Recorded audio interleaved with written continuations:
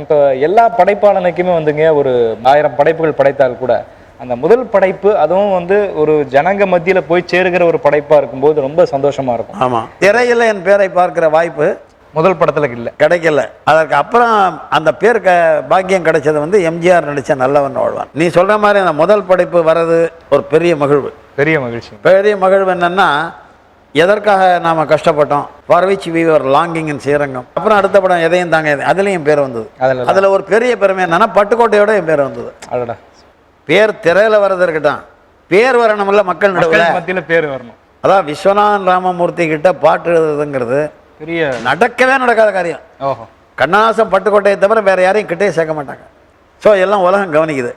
இப்போ இந்த படம் தானே என்னுடைய தலையெழுத்தாக இருக்க முடியும். இது வெற்றி பெறுகிறதா தோல்வி பெறுகிறதா, நம்ம பாட்டை ஏற்கிறாங்களா மறுக்கிறாங்களா, ரிசீவ் பண்ணுறாங்களா இல்லையா, நம்ம தலையெழுத்து என்னன்னு தெரிஞ்சுக்காம நம்ம பாட்டு ஜாலியாக ஊருக்கு போயிட்டு அவங்களோட ஒரு வாரம் இருந்துட்டு திரும்பி வந்ததுக்கப்புறம் நான் வந்துட்டேன்னு சொல்கிறதுக்கு விஸ்வநாதன் வீட்டுக்கு போனேன். ஏன் அறிவு இருக்காயா உமக்கு?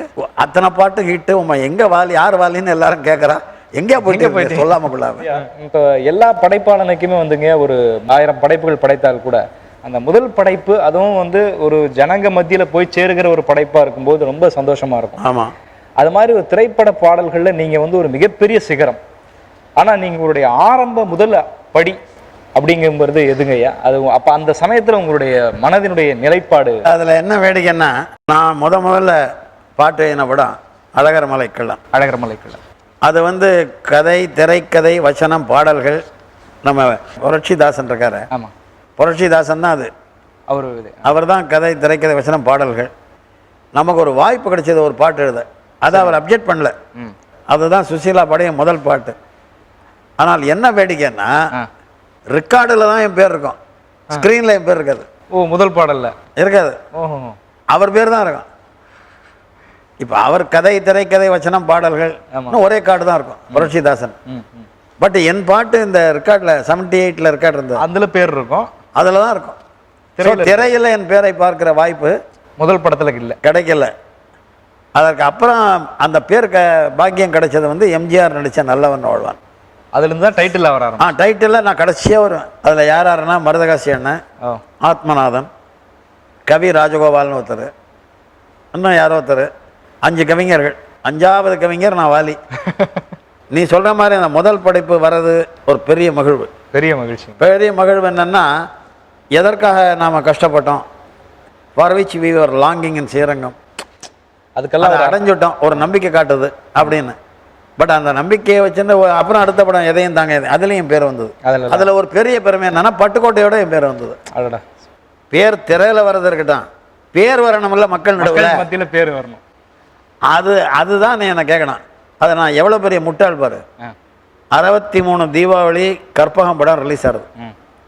எல்லா பாட்டும் நான் முதல் முறையாக எல்லா பாட்டும் நான் எழுதியிருக்கிறேன். மியூசிக் வந்து விஸ்வநாதன் ராமமூர்த்தி.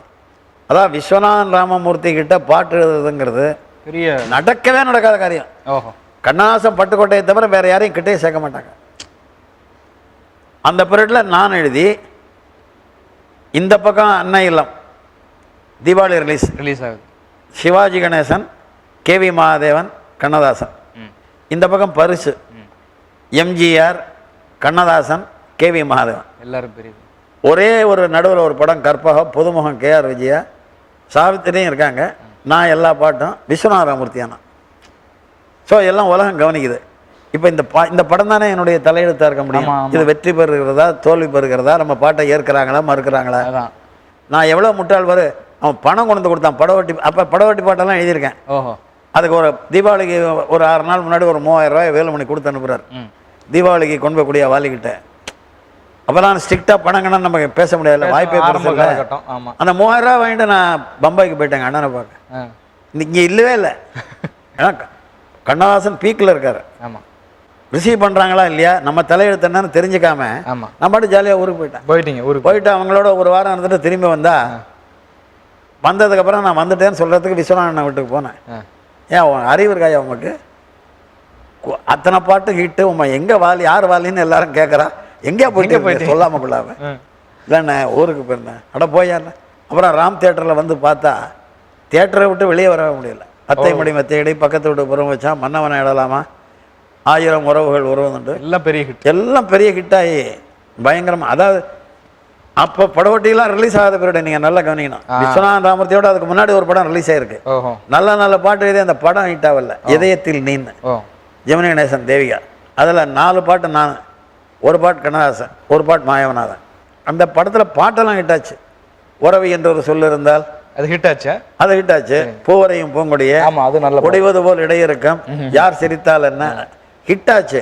படம் ஹிட் ஹிட் ஆகல. கேசினோவில்